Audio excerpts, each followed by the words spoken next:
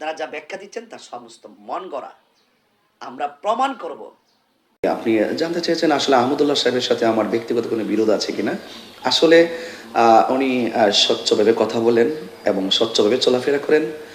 ওনার সাথে আমার আদৌ কোনো ব্যক্তিগত কোনো সমস্যা নেই। ওনার সাথে আমার সমস্যা সৃষ্টি হয়েছে আকিদা কেন্দ্রিক। উনি একটি বক্তব্য দিয়েছিলেন যা সোশ্যাল মিডিয়াতে যথেষ্ট ভাইরাল হয়েছিল। আমার শুভাকাঙ্ক্ষীরা এই বক্তব্যটি আমাকে ইনবক্স করে তিনি বলেছিলেন যে আহমদুল্লাহ সাহেবের বক্তব্যের যথার্থ কতটুকু। আমিও সেই বক্তব্যটি শুনেছি। আপনারা সবাই ফেসবুক থেকে এখন যেহেতু খুব তোলপাড়, আপনারাও শুনেছেন। তিনি বলেছেন যে আল্লাহর হাবিব সাল্লাল্লাহু আলাইহি সাল্লাম 40 বছর নবুয়ত পেয়েছেন, আর 40 বছরের পর্যন্ত তিনি নবী ছিলেন না। নাউজুবিল্লাহ মিন যালিক। আমি এই বক্তব্যটা মেনে নিতে পারিনি। সেখান থেকেই, কারণ আল্লাহ নবী সাল্লাল্লাহু আলাইহি সাল্লামকে সর্বগুণে জানতে হবে, মানতে হবে, এটা আকীদার ব্যাপার। ঠিক আছে? তো সেই জন্য আমি ওনার বক্তব্যের বিরোধিতা করেছি। দেখেন, আপনারা জানেন যে তিনি কিন্তু আমাকে আজ থেকে 1-2 বছর আগে কিন্তু আমাকে কাফের ফতোয়া দিয়েছে আমার এক শানকে কেন্দ্র করে। তখনই কিন্তু আমি ওনার বিরুদ্ধে কিন্তু কিছু বলি নাই। আমি আমার ব্যালেন্সে মেধায় যতটুকু দলিল ছিল আমি সেই দলিলগুলো দিয়ে আমি কিন্তু খণ্ডন করার চেষ্টা করেছি। তো আমিও চেয়েছিলাম যে আহমদুল্লাহ সাহেব যেভাবে আমাকে ফতোয়া দিয়েছিলেন যে আমি কাফের হয়ে গিয়েছি, আমি কিন্তু ওনার বিরুদ্ধে যাইনি। আমি কিন্তু একাডেমিক দালিলের মাধ্যমে কিন্তু আমি তার ফতোয়াকে আমি খণ্ডন করার চেষ্টা করেছি। আমিও আশা করেছিলাম যে তিনি যেহেতু একটি ভুল করেছেন, তিনি যেহেতু অতীতে আমাকে ভুল ধরেছেন বা ভুল ধরার চেষ্টা করেছেন, আমি যেভাবে জবাব দিয়েছি, আমিও আশা করেছিলাম যে তিনি একটি আল্লাহ হাবিব সাল্লাল্লাহু আলাইহি সাল্লামের ব্যাপারে তিনি একটি বক্তব্য দিতে ভুল করেছেন। আমি চেয়েছিলাম তিনি ভুলটা স্বীকার করবেন, অথবা তো ওনার কাছে কোনো ব্যাখ্যা থাকলে তিনি ব্যাখ্যা দিবেন। কিন্তু দেখলাম তিনি নীরব হয়ে গিয়েছেন। তাহলে সুন্নাতুল জামাতের আকিদা হলো প্রিয় নবী সাল্লাল্লাহু আলাইহি ওয়াসাল্লাম, যেমন একটি হাদিস আছে রাসূল করিম সাল্লাল্লাহু আলাইহি ওয়াসাল্লামের প্রিয় সাহাবী হযরত আবু হুরায়রা রাদিয়াল্লাহু তাআলা আনহু থেকে বর্ণিত, তিনি বলেছেন রাসূল করিম সাল্লাল্লাহু আলাইহি ওয়াসাল্লাম বলেছেন কুনতু আউওয়ালান নাবিয়্যিনা ফিল খালকি ওয়া আখিরাহুম ফিল বাস। রাসূল করিম সাল্লাল্লাহু আলাইহি ওয়াসাল্লাম বলেছেন, নিশ্চয়ই আমি নবীগণের মধ্যে সৃষ্টিতে প্রথম এবং আমি প্রেরণের দিক দিয়ে আমি হলাম সবার শেষ। তাহলে রসুল সৃষ্টিতে প্রথম এবং নবীগণের মধ্যে নবী হিসেবে প্রথম এবং আগমনের দিক দিয়ে রসুল শেষ এবং 40 বছর বয়সে নবুয়ত প্রকাশ হয়েছে। কিয়ামত পর্যন্ত তিনি নবী থাকবেন, তারপরে আর কোনো নবী আসবে না। এই সহজ সরল সমীকরণের এই বিষয়টাকে আহমদুল্লাহ সাহেবের একটা নীরবতার দ্বারা পুরা পরিবেশটাকে গোলাট সৃষ্টি করেছেন। আমরা লক্ষ্য করেছি কি, যার কাছে আমি জানতে চেয়েছি তিনি হলো নীরব। তিনি যেহেতু নীরব, সকল আলেম, ওনার গণনা যে আলেমগুলো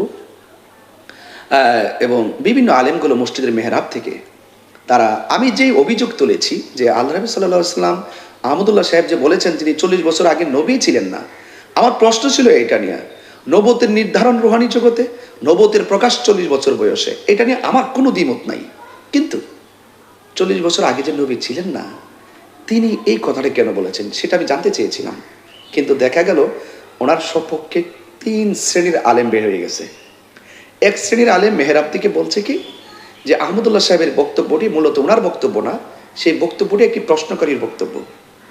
ঠিক আছে, সেটা আহমদুল্লাহ সাহেব এসে বলুক, তাহলে আমি বিষয়টা বুঝতে পারবো যে এটা প্রশ্নকারীর বক্তব্য। আপনি বললেন কিসের ভিত্তিতে? এটা হলো এক শ্রেণীর মানুষের বক্তব্য। আমি দ্বিতীয়ত লক্ষ্য করেছি কি, আরেক শ্রেণীর আলেমরা এসে বলতেছেন যে হ্যাঁ, আহমদুল্লাহ সাহেবের বক্তব্য সঠিক, তিনি 40 বছরের নবুয়ত পেয়েছেন, রুহানি জগৎ নবুয়ত পেয়েছেন, কিন্তু 40 বছর আগে নবী ছিল কিনা এই কথাটা কেউ বলে না। আমি কি নবুয়ত প্রকাশ নিয়ে কোনো আপত্তি তুলেছিলাম? এটা হলো দ্বিতীয় শ্রেণীর মানুষের বক্তব্য। তারা কি বলতেছেন, আহমদুল্লাহ সাহেবের বক্তব্যকে সঠিক প্রমাণ করতে এসে তারা বলছেন যে রুহানি জগতে নবী ছিল, 40 বছরে নবুয়ত প্রকাশ পেয়েছে। কিন্তু আমি যে প্রশ্ন করেছি এর আগে নবী ছিল কিনা, আহমদুল্লাহ সাহেব যে বলছেন যে 40 বছর পর্যন্ত তিনি তো নবী ছিল না, এই প্রসঙ্গে কেউ বলে না। এটা হলো দ্বিতীয় পক্ষ আলেমদের মিরাক্কেল। আর তৃতীয় পক্ষ আরেক দল এখন বের হয়েছে, তারা লাইভে এসে বলতেছে, এটা আহলে হাদিস থেকে আসতেছে, বিভিন্ন ধরনের লোক থেকে আসছে, তারা বলতেছে হ্যাঁ 40 বছর আগে তিনি যে নবী কেউ চিনত না, তিনি নবী ছিল না, তাকে নবী হিসাবে কেউ বলতো না, রাসূল হিসেবে বলতো না, তাকে সবাই বলতো আব্দুল্লাহর বেটা মোহাম্মদ। তার মানে তারাই বক্তব্য দিয়ে প্রমাণ করতে চাচ্ছে যে তিনি এই 40 বছর নবী ছিল না। তাহলে আহমদুল্লাহ সাহেবের একটা বক্তব্যকে কেন্দ্র করে ওনার একটা নীরবতার দ্বারা আল্লাহর হাবিব সাল্লাল্লাহু আলাইহি সাল্লামের ব্যাপারে 3টা গ্রুপ হয়ে গেল। এই দায় কি আহমদুল্লাহ সাহেব এড়াতে পারবেন? আপনারা দেখেছেন, আমি যে এই বক্তব্যটা একা দিয়েছি তাই না। আমি যখন ভুল ধরেছি, আমার সাথে বাংলাদেশের আহলুস সুন্নাত ওয়াল জামাতের প্রথিতযশা সকল উলামা একরাম, তারা কিন্তু আমার এই বক্তব্যটা টেনে এনে আমার পক্ষে কিন্তু তারা দলিল দিয়েছেন এবং আহমদুল্লাহ সাহেবের কিন্তু বিরোধিতা করেছেন যে আপনার বক্তব্যটা যথাযথ নয়।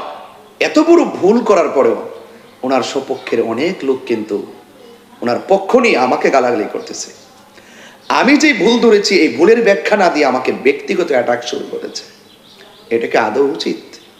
তখন আমি আমার বিষয়টা আমি নিজেও কষ্ট পেয়েছি এবং আমি যে আশা করে ওনার কাছে জানতে চেয়েছিলাম, ওনার এই নীরবতার দ্বারা আজকে যে এতগুলো গ্রুপ হয়েছে এবং পারস্পরিক সঙ্গীতের মাধ্যমে আমার বিরোধিতা করতেছেন, আমার মাথা কেটে নিয়ে এডিটিং করে আমাকে প্রশ্নবিদ্ধ করার চেষ্টা করতেছেন, আমি বললাম কি আর আপনারা করলেন কি? এই বিষয়টা কিন্তু আজও কিন্তু এই বিষয়টা দিনে দিনে কিন্তু এটার একটা সমস্যা বেড়েই চলছে। তো আমি আশা করব আহমদুল্লাহ সাহেব নীরব না থেকে তিনি উত্তর দিবেন এবং যারা ওনাকে বাঁচানোর জন্য, ওনার এই বক্তব্যকে আড়াল করার জন্য হাজার মিথ্যার আশ্রয় নিতেছেন, তার আল্লাহর ওয়াস্তে আপনারা চুপ থাকুন। যিনি বক্তব্য দিয়েছেন তিনি কথা বলবেন। আপনারা আমাকে ব্যক্তিগত অ্যাটাক করে কি বোঝাতে চেয়েছেন? আপনারা যা ব্যাখ্যা দিচ্ছেন তা সমস্ত মন গড়া। আমরা প্রমাণ করব যে রাসূল করিম সাল্লাল্লাহু আলাইহি ওয়াসাল্লাম 40 বছর নবুয়ত পাওয়ার আগেও তিনি নবী ছিলেন। এটা আমরা প্রমাণ করতে পারবো। রাসূলকে নবী হিসেবে ডাকতেন, এটা আমরা প্রমাণ করতে পারবো।